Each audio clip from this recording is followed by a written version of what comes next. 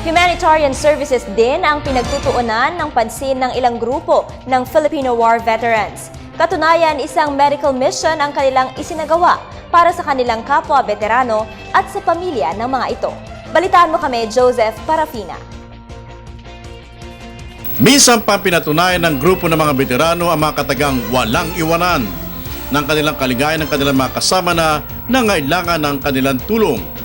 Dumayo pa ang PhilVet sa Barangay Sampaloc, Tanay Rizal para paglingkuran ng libu-libo mga kasapi nito ng Filipino War Veterans na kung sa'y nananabik naman sa kanilang pag-alalay.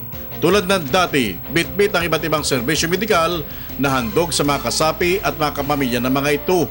Kasama pa ang libreng gamot na kanilang natatanggap na labis naman nakababawas sa kanilang mga paghihirap. Isa ang veteranong si Mang David na 72 taong gulang na kung sa'y natulungan ng grupo. Dito'y may tago ang kanyang ngiti dahil sa ginawang dulot nitong tulong para sa kanya. Nga po niya, ako yung nagpapasalamat at nagbisita po kayo sa amin ng medical mission at isa pa po ay nabigyan ng tulong ang aking asawa na hindi na siya makalakad at nabigyan ng isang wheelchair po. Maraming salamat sa inyong mga alagwa ng medical mission, lalo na sa mga matataas na opisyal na kontralos ako. Bilang pakisama pa at tulong ng grupo, nakipag-ugnayan na rin sila sa PIBAO para naman matulungan ng direkta ang kanilang mga miyembro na naapektuhan ng Bagyong Yolanda sa Kabisayaan. Para sa Telebisyon ng Bayan, Joseph Parafina.